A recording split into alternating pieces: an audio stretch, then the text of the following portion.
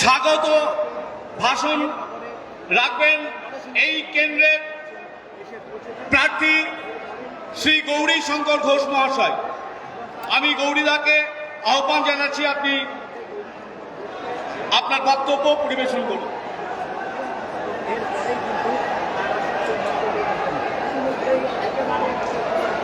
ভারত মাতা কে, ভারত মাতা কে। মঞ্চে উপবিষ্ট ভারত সরকারের সম্মানীয় প্রতিরক্ষা মন্ত্রী রাজনাথজি, উপস্থিত জেলা সভাপতি সম্মানীয় সৌমেন মণ্ডলজি, উপস্থিত রয়েছেন আজকে মুর্শিদাবাদ লোকসভার প্রার্থী সমর্থনে যে সভা, এই সভায় আমরা উপস্থিত হয়েছি। আমরা জানি ভারতবর্ষের প্রধানমন্ত্রী সম্মানীয় নরেন্দ্র মোদীজি 2014 সাল থেকে এই সময়কাল পর্যন্ত দেশকে যে সেবা সুশাসন দিয়েছেন, যেভাবে সবকা সাথ সবকা বিকাশ ঘটিয়েছেন, আমরা তার জন্য এইবার স্লোগান দিয়েছি, এইবার 400 পার। এই মুর্শিদাবাদ লোকসভার মানুষ দীর্ঘদিন ধরে কংগ্রেস, সিপিএম এবং তৃণমূলকে এমপি দিলেও তারা এই এলাকার সার্বিক বিকাশ ঘটাতে ব্যর্থ হয়েছে। স্বাধীনতার 76 বছর অতিক্রান্ত হয়েছে, রেল মানচিত্রে জলঙ্গি বিধানসভার জায়গা হয়নি, রানীনগর করিমপুরের জায়গা হয়নি। যারা এতদিন নির্বাচিত তারা শুধুমাত্র আপনাদেরকে ভোটার হিসেবে দেখেছেন, ভোটার হিসেবে ব্যবহার করেছেন। প্রধানমন্ত্রী গ্রাম সড়ক যোজনার রাস্তা আপনার এলাকায় বাস্তবায়িত হচ্ছে, সেখানেও তৃণমূলের সরকার কাটমানি খাচ্ছে। আবাস যোজনার বাড়ি প্রধানমন্ত্রী টাকা পাঠাচ্ছেন আপনার এলাকার গরিব মানুষ, নিম্ন মধ্যবিত্ত মানুষের জন্য, এখানে এসে কাটমানি দিয়ে সে বাড়ি বড় লোকরা পাচ্ছে, গরিব মানুষ পাচ্ছে না। একই সঙ্গে আপনারা দেখেছেন আপনার বাড়ির, আমার বাড়ির মা বোনেরা বা ছেলেরা যারা আজকে চাকরি প্রার্থী, যারা এসএসসি দিয়েছে, টেট দিয়েছে, ডিএলএড করেছে, বিএড করেছে, কিন্তু তারা চাকরি পাচ্ছে না। কেন চাকরি পাচ্ছে না? পশ্চিমবাংলায় যারা শিক্ষামন্ত্রী ছিলেন, পার্থ চট্টোপাধ্যায়, প্রাথমিক শিক্ষা সংসদের সভাপতি মানিক ভট্টাচার্য সহ তৃণমূলের একাধিক নেতা মন্ত্রী চাকরি বিক্রি করে দিয়েছেন। তাই আজকে এই জলঙ্গি বিধানসভা সহ মুর্শিদাবাদ লোকসভার কয়েক লক্ষ ছেলে মেয়ে যারা চাকরি প্রার্থী পরীক্ষা দিয়েছেন, তাদের চাকরি হয়নি। এই দুর্নীতিগ্রস্ত তৃণমূল সরকারের পতন ঘটাতে আমরা ভারতীয় জনতা পার্টির লড়াকু সৈনিকরা আজকে সমবেত হয়েছি। আমাদের সামনে প্রধান বক্তা হিসেবে রয়েছেন আমাদের দেশের প্রতিরক্ষা মন্ত্রী, তিনি বিস্তারিত বলবেন। আমি শুধু এইটুকু বলবো, 10 বছর ধরে আমাদের দেশের প্রধানমন্ত্রী যে ঐতিহাসিক সিদ্ধান্ত নিয়ে দেশকে এগিয়ে নিয়ে চলেছেন, আজকে বিশ্ব দরবারে ভারতবর্ষের যে মাথা উঁচু করে দাঁড়িয়েছে, ভারত মাতা কি জয় আমরা বলি একমাত্র ভারতীয় জনতা পার্টি, ভারতবর্ষের অন্য কোনো রাজনৈতিক দল বলে না। কারণ আমরাই একমাত্র দল যাদের লক্ষ্য হচ্ছে শক্তিশালী ভারত, সমৃদ্ধশালী ভারত। আমাদেরই একমাত্র লক্ষ্য সবকা সাথ সবকা বিকাশ। ভারতীয় জনতা পার্টির সরকার চলছে কোনো যোজনা কোনো ধর্মের জন্য নয়, কোনো বর্ণের জন্য নয়, সবকা সাথ সবকা বিকাশ, অর্থাৎ সবার জন্যই উন্নয়ন। আজকে আমাদের প্রধানমন্ত্রী দেশ জুড়ে সব ধর্মের সব বর্ণের মানুষের জন্য উন্নয়ন করে চলেছেন। আমি চাইব এই মুর্শিদাবাদ লোকসভা কেন্দ্রের মানুষ যেন রেল পরিষেবা পায়। আমাদের সব থেকে বড় সমস্যা কর্মসংস্থান নেই। আমরা পরিযায়ী শ্রমিক হিসেবে আমাদের যে বিজেপি শাসিত রাজ্য রয়েছে সেখানে কাজ করতে যাই। তাই এই পরিযায়ী শ্রমিকের হাত থেকে মুক্তি পেতে, এখানে নিরাপত্তা সহ বেঁচে থাকতে, মা বোনেদের সম্মান রক্ষার্থে, ভাই বোনেদের কর্মসংস্থানের দাবিতে, গণতন্ত্র প্রতিষ্ঠার লক্ষ্যে সবকা সাথ সবকা বিকাশ ঘটাতে আসুন আগামী 7ই মে সকাল সকাল বুথে গিয়ে পদ্মফুল চিহ্নে ভোট দিয়ে মোদিজির হাতকে শক্ত করতে আমরা যে স্লোগান রেখেছি, এইবার 400 পার, সেই স্লোগানকে আপনারা সমর্থন জানাবেন, বিজেপি প্রার্থীকে পদ্মফুল চিহ্নে ভোট দিয়ে জয়যুক্ত করবেন, এই আশা, এই আবেদন রেখে শেষ করছি। বন্দে মাতরম, ভারত মাতা কি জয়।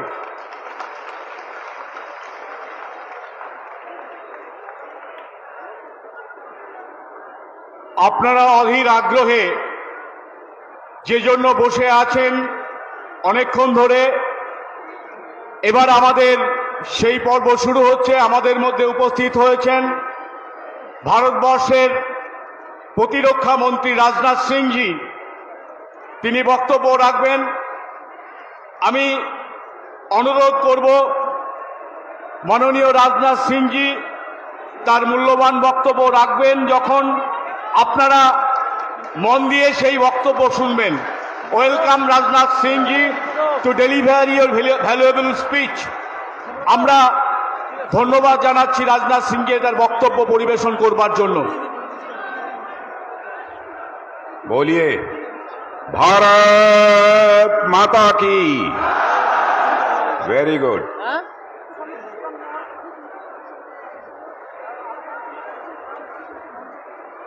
District president Bharatiya Janata party mister Soumen Mandal, candidate from this parliamentary constituency Gauri Shankar Ghosh, and the candidate from assembly constituency Shri Bhaskar सरकार, स्टेट वाइस प्रेसिडेंट सुमित दास, राम पद दास, जोनल कन्वीनर, एंड गौतम पाल लोकसभा। समझेंगे ना? कोई बहुत खुशी हुई आप सबसे मिलकर। सबसे पहले मुर्शिदाबाद बसीने अमर नमस्कार जाने।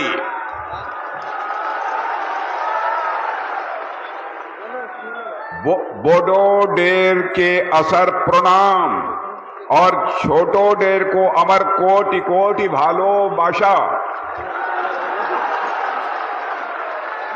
माई बंगला इज करेक्ट। मेरे बहनों भाइयों, आज आपके बीच आकर मुझे बेहद खुशी हुई है। वेस्ट बंगाल की धरती को मैं जानता हूं। यह वेस्ट बंगाल की धरती भारत के सांस्कृतिक पुनर्जागरण का एक बहुत बड़ा केंद्र है। वंदे मातरम और जनगण मन राष्ट्रगान और राष्ट्रगीत जो भारत के संसद के अंदर गाया जाता है, उसको देने का काम किसी ने किया था तो बंकिम चंद्र चटर्जी जी और रविंद्रनाथ टैगोर ने ही दिया था, जो इसी बंगाल की धरती से पैदा हुए थे और बंगाल की मां की कोख से पैदा हुए थे। यह ऐसी धरती है। और बहनों भाइयों, आप सभी जानते हैं कि बंगाल का बहुत ही एक शानदार इतिहास है। इसका अतीत बहुत ही गौरवशाली है। बंगाल का सारा देश ये जानते हैं। ये चैतन्य महाप्रभु जैसे संत इस धरती पर पैदा हुए, राजा राम मोहन और ईश्वर चंद्र विद्यासागर जैसे सोशल रिफॉर्मर समाज सुधारक भी इस धरती पर पैदा हुए, सुभाष चंद्र बोस और डॉक्टर श्यामा प्रसाद मुखर्जी जैसे एक राष्ट्रवादी नेता भी इसी धरती पर पैदा हुए। आज क्या हो गया है इस बंगाल को? ममता दीदी के मुख्यमंत्री बनते ही पूरे पश्चिमी बंगाल में एक अराजकता का माहौल है। गुंडे बदमाशों के हौसले बुलंद हैं और यहां पर जो शरीफ लोग हैं, अच्छे इंसान हैं, वो सहमे हुए हैं, डरे हुए हैं। मेरे बहनों भाइयों, यह पश्चिमी बंगाल महान संस्कृति वाली विद्वानों की धरती है। लेकिन आजकल पूरे पश्चिमी बंगाल में एक अराजकता का माहौल है और सारे देश में यह अपने अपराध के लिए जानी जाती है और साथ ही साथ सांप्रदायिकता के लिए पश्चिमी बंगाल जानी जाती है। और पश्चिमी बंगाल जैसी धरती पर संदेश खाली जैसी घटनाएं होती हैं और यहां के मुख्यमंत्री महिला के रहते हुए इस प्रकार की घटनाएं घटित होती हैं। मैं आपको यकीन दिलाना चाहता हूं मेरे बहनों भाइयों, इस बार भारतीय जनता पार्टी का झंडा पश्चिम बंगाल में फहरा दीजिए। हम ये देखते हैं किसने मां का दूध पिया है जो संदेश खाली जैसी घटना करने की जरूरत कर सकता है। यहां पर ईडी और सीबीआई भी जांच के लिए आते हैं, उनके ऊपर भी ये गुंडे बदमाश जो हमले करते हैं। कानून और व्यवस्था नाम की कोई चीज पश्चिमी बंगाल में नहीं बची है। और आप सभी जानते हैं किसी भी राज्य के विकास की पहली शर्त होती है चुस्त दुरुस्त कानून और व्यवस्था होनी चाहिए। केवल यहां पर गुंडे बदमाशों के हौसले बुलंद हैं और संदेश खाली की जो घटना हुई है मेरे बहनों भाइयों, मैं कहना चाहूंगा भारत की ही नहीं दुनिया में जिन लोगों ने इस संदेश खाली घटना के बारे में सुना है पूरी मानवता ही शर्मसार हुई है। और इस मैं जानता हूं गांधी और खादी का एक आपस में गहरा नाता है, और हमारी ममता दीदी भी खादी पहनती हैं, और खादी के आड़ में इस बंगाल में लूट हो रही है। क्या हो गया है ममता दीदी आपको? यहां पर जो परीक्षाएं होती हैं एसएससी की, टीईटी की, भर्तियों के लिए, रिक्रूटमेंट के लिए जो परीक्षाएं होती हैं उसमें भी घोटाला, लॉटरी घोटाला, जहां सुनिए वहीं पश्चिम बंगाल में घोटाला। कभी कभी लगता है कि आप तृणमूल कांग्रेस हैं, तृणमूल कांग्रेस हैं या कांग्रेस हैं, यह बात समझ में नहीं आती। और ममता दीदी मैं कहना चाहता हूं आपके नाम में ही ममता है, आपके नाम में ही ममता है। ममता तो मां का स्वभाव होता है, फिर आपको जनता का दुख दर्द क्यों नहीं दिखाई देता है? क्यों नहीं जनता का दुख दर्द का एहसास होता है? मैं यह आपसे पूछना चाहता हूं।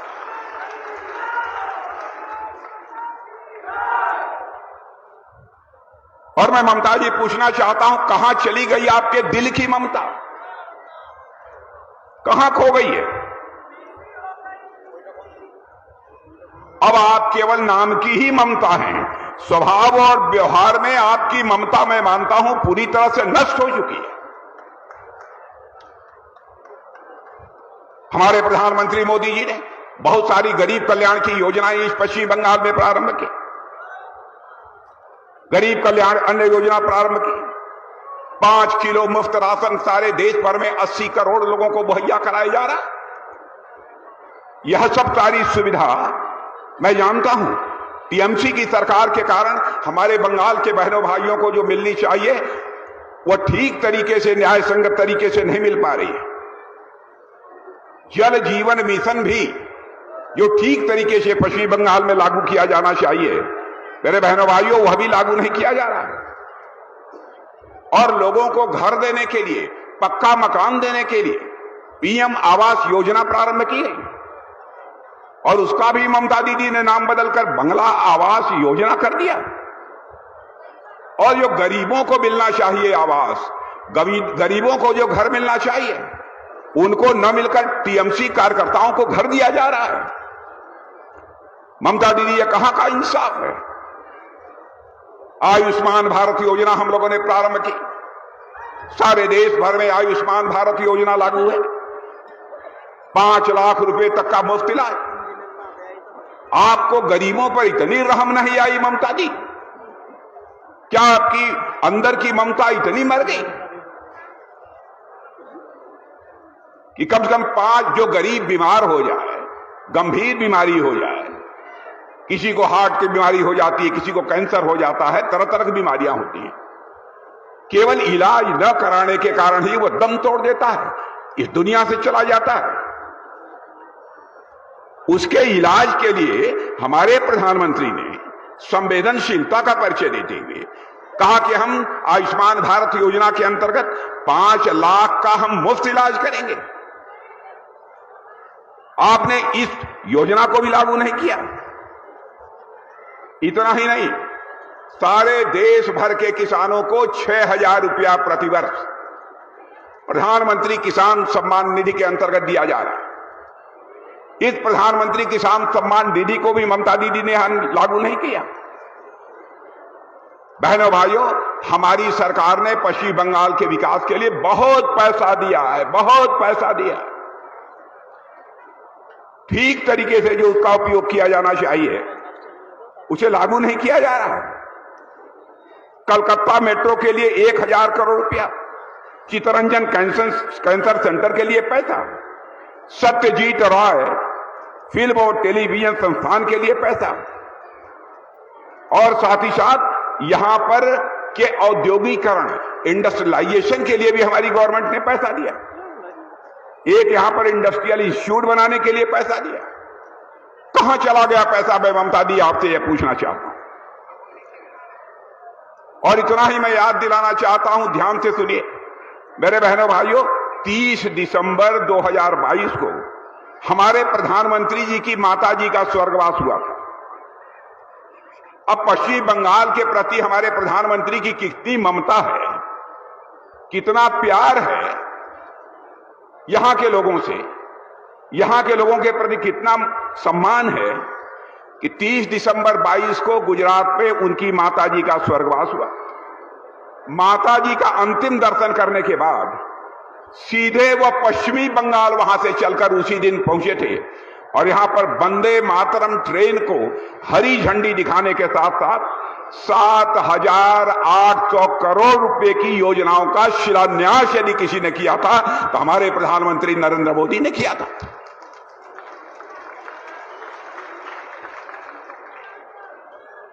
एकदम हमारे प्रधानमंत्री अपना दिल खोलकर पश्चिमी बंगाल का विकास करने को तैयार हैं, लेकिन ममता दीदी को यह चिंता सता रही है कहीं पश्चिमी बंगाल की जनता कहीं मोदी जी से ज्यादा प्यार न करने लगे।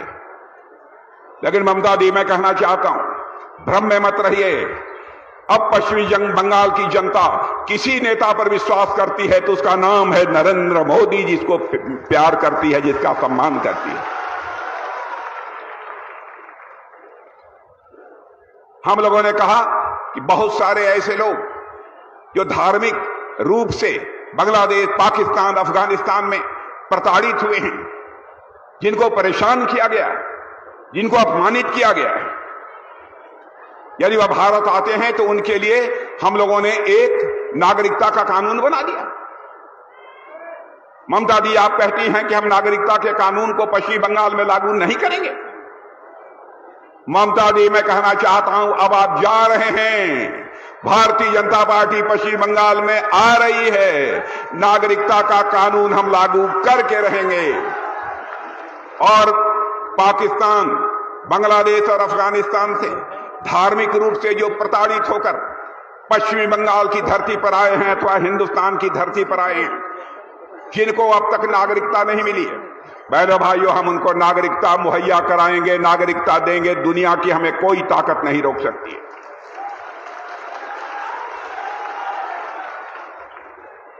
यही ममता दी ने सारे गरीबों को आवास देने की बात कही थी अपने घोषणा पत्र में,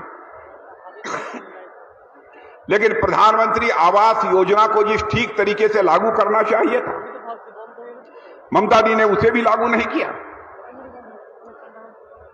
बीपीएल परिवारों के लिए घर पर राशन,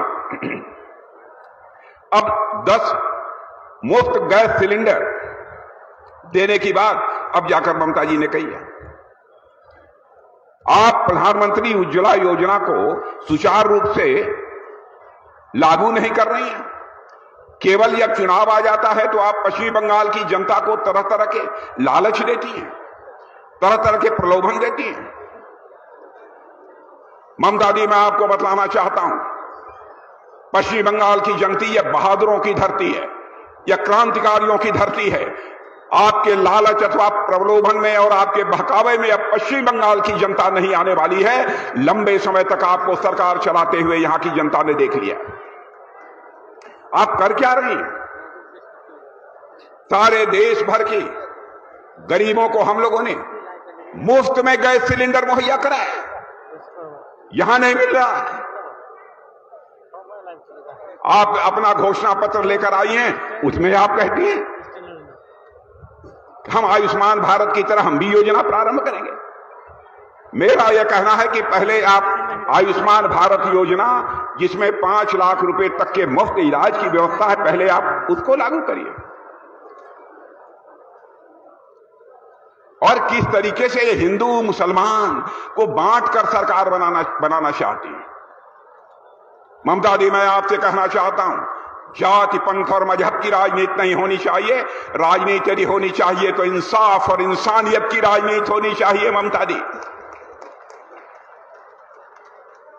ईद मनाने के लिए दूसरे देशों से अथवा यहां से जो दूसरे शहरों में भारत में काम करते थे हमारे मुस्लिम भाई, जो यहां पर प्रवासी मजदूर थे, वो लोग जो यहां पर आए हैं, उनसे ये कह रही हैं, आप लोग आए हैं पश्चिमी बंगाल में, अपना काम छोड़कर छुट्टी लेकर आए हैं यहां पर ईद मनाने के लिए, तो बिना वोट दिए आप लोग वापस मत जाइए, नहीं तो आप लोगों की नागरिकता ही समाप्त कर दी जाएगी।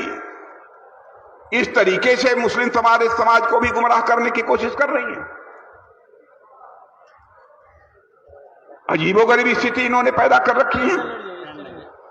मुर्शिदाबाद में हम लोगों ने अखबारों में पढ़ा कि यहां पर रामनवमी शोभा यात्रा पर भी पथराव हुआ था, बमबाजी हुई थी और लगभग 20 से अधिक लोग घायल हुए थे।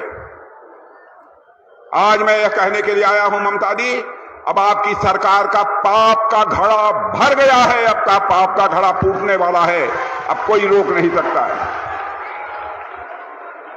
टीएमसी के अंत का आगाज हो चुका है मेरे बहनों भाई। आज हमारे प्रधानमंत्री मोदी जी किस तरीके से देश को चला रहे हैं।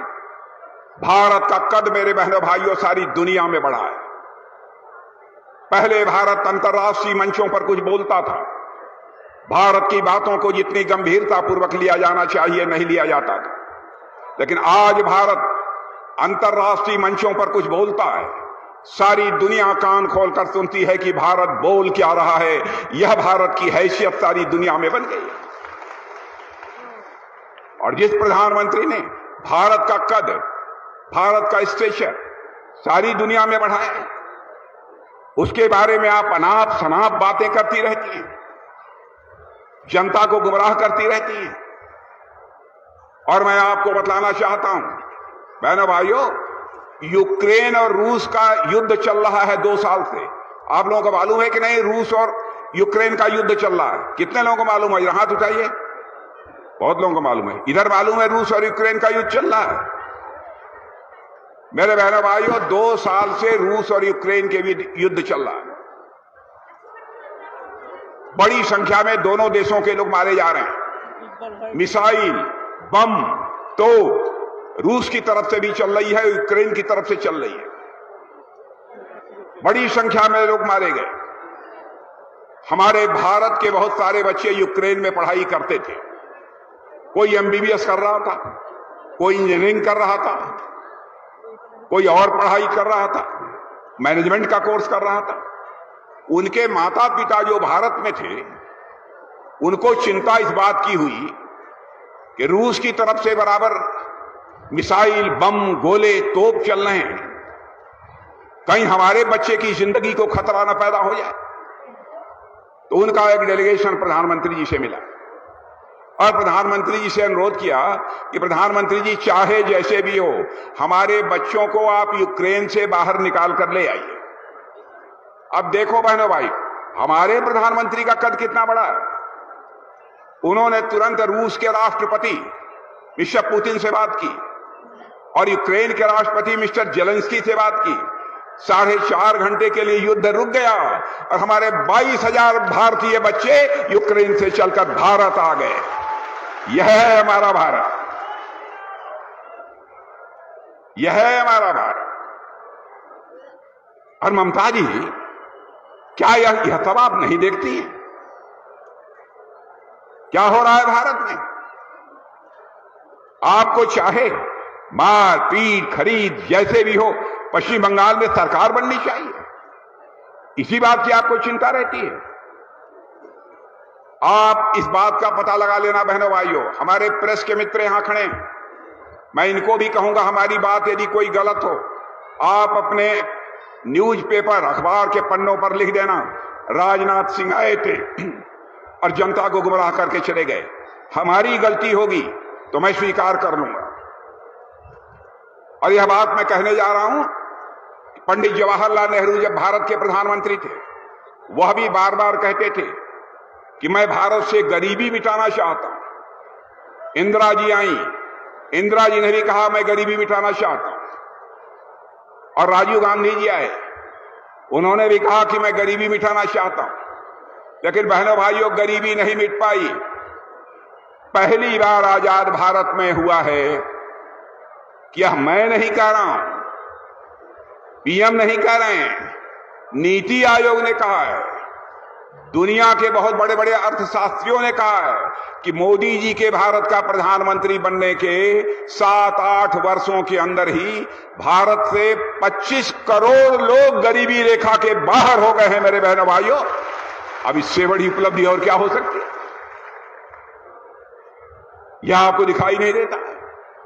धन दौलत के मामले में, इकोनॉमी की साइज, धन दौलत, अर्थव्यवस्था के आकार के मामले में हमारा भारत दुनिया के देशों में 11वें स्थान पर खड़ा था। आपको जानकर खुशी होगी, मोदी जी के प्रधानमंत्री बनने के बाद सारी दुनिया में हमारा भारत जो 11वें स्थान पर खड़ा था इकोनॉमी की साइज यानी धन दौलत के आकार के मामले में, वह भारत 7-8 वर्षों में ही 11वें स्थान से जंप लेकर आज दुनिया के 5वां स्थान प्राप्त कर चुका है हमारा भारत। और आज बड़े बड़े अर्थशास्त्री, बहुत बड़ी बड़ी फाइनेंशियल फर्म यह दावा कर रही हैं सबसे तेजी से आगे बढ़ने वाली अर्थव्यवस्था दुनिया में किसी देश की है तो हमारे और आपके देश भारत की है, मेरे बहनों भाइयों।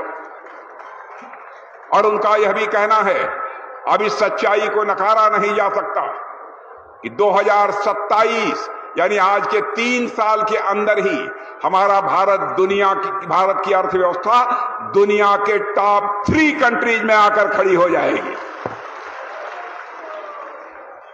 क्या ममता दी है तब आपको दिखाई नहीं देता? और आप केवल चाहे जैसे भी हो, गुंडे, बदमाश, शरारती, इन सब सारे लोगों को प्रश्रय देकर आप केवल सत्ता हासिल करना चाहती हैं। बहनों भाइयों, बहुत सारी योजनाएं हम लोगों ने प्रारंभ की है। सारी योजनाओं की मैं चर्चा करूंगा तो बहुत लंबा समय चलेगा, बहुत समय लगेगा, इसलिए बहुत विस्तार में मैं नहीं जाना चाहता हूं। मुर्शिदाबाद में अब झुमरिया और रंपा जैसे लोक नृत्य से जुड़े कलाकारों को प्रोत्साहित करने के लिए मुझे जो बतलाया गया है, 2021 में राष्ट्रीय सांस्कृतिक महोत्सव का समापन जब मुर्शिदाबाद में हुआ था तो उसमें खूब उत्साह मिला था। और ऐसे कार्यक्रमों को सारे देश भर में प्रोत्साहन देने का काम कोई कर रहा है तो हमारे प्रधानमंत्री मोदी जी कर रहे हैं। मेरे भाई, हमारे प्रधानमंत्री मोदी जी कर रहे हैं। विकास की यदि मैं बात करूं तो बहुत लंबा समय लग जाएगा। एक लंबे अंतराल के बाद मुर्शिदाबाद के लोगों ने 2008 में यूपीए सरकार के दौरान केंद्र द्वारा किए गए वादे को 2016 में जब मोदी जी की सरकार बनी तब पूरा करते होते हुए देखा है। मुर्शिदाबाद पश्चिम बंगाल को गरीब किसानों और लोगों को पहुंचाने के लिए, लाभ पहुंचाने के लिए 2008 में जंगीपुर मेगा फूड पार्क आवंटित किया गया, हमारी सरकार ने किया था। ऐसे ही कई काम हैं। जब इनमें सारी चीजों की चर्चा करूंगा बहुत ही लंबा समय लगेगा। रेलवे ने अमृत भारत स्टेशन योजना के तहत उन्नयन के लिए जंगीपुर रोड स्टेशन की पहचान की है। इतना ही नहीं, मुर्शिदाबाद में नाशीपुर रेलवे पुल के निर्माण का अंतिम चरण 2022 में शुरू कराया, हमारी सरकार ने कराया। राष्ट्रीय राजमार्ग 34 बरुआ मोड़ बेलडांगा शहर से होकर गुजरता है। केंद्र सरकार ने सबकी यहां चिंता की, बीड़ी बनाने वाले जो हमारे श्रमिक हैं उनकी भी उन्होंने चिंता की है। बीड़ी श्रमिकों और उनके परिवारों के लिए श्रमिक कल्याण योजना चला रही है हमारी सरकार। और देश में लगभग 50 लाख बीड़ी श्रमिक हैं, जिनमें से 18-19 लाख बीड़ी श्रमिक कहीं के हैं तो हमारे पश्चिमी बंगाल के हैं। हम योजनाओं में स्वास्थ्य लाभ, स्वास्थ्य देखभाल सुविधा, छात्रवृत्ति और आवास, यह सब भी सारी सुविधा बनाने की यहां पर उनको दिए जाने की कोशिश कर रहे हैं। लेकिन हर चीज में बाधा पैदा करने का काम यदि कोई कर रहा है तो ममता जी कर रही है। इसलिए मैं आज आप सबसे अपील करने आया हूं मेरे बहनों भाइयों कि ममता जी की अब यहां से छुट्टी करिए। और अब तो बड़े बड़े राजनीतिक पर्यवेक्षक और बड़ी बड़ी जो सर्वे एजेंसी हैं, अब उनका भी यह मानना है, जो मुझे जानकारी मिली है, उनका भी यह मानना है कि अब पश्चिमी बंगाल में इस बार लोकसभा के चुनाव में भारतीय जनता पार्टी 30 से अधिक सीटों पर विजय प्राप्त करने जा रही है, 30 से अधिक सीटों पर विजय प्राप्त करने जा रही है। और आज मैं आपको बता के जाना चाहता हूं मेरे बहनों भाइयों, इस बार लोकसभा के चुनाव में 30 से अधिक सीटों पर भारतीय जनता पार्टी को विजय दिला दो। मैं डंके की चोट पर कहना चाहता हूं, पश्चिम बंगाल में अगली सरकार यदि किसी की होगी तो भारतीय जनता पार्टी की सरकार होगी, भारतीय जनता पार्टी की सरकार। इन्हीं शब्दों के साथ मैं आप सबको धन्यवाद देते हुए और हमारे कैंडिडेट ये गौरी शंकर घोष, देखिए ये एमएलए हैं। आपने देखा होगा गौरी शंकर घोष जब बोल रहे थे कितना अच्छा बोल रहे थे, बहुत ही डायनेमिक कैंडिडेट हैं। भारतीय जनता पार्टी ने सोच समझकर, नाप तौल कर तब गौरी शंकर घोष को चुनाव के मैदान में उतारा है। तो यह बतलाइए, गौरी शंकर घोष को जिता देंगे? जिता देंगे?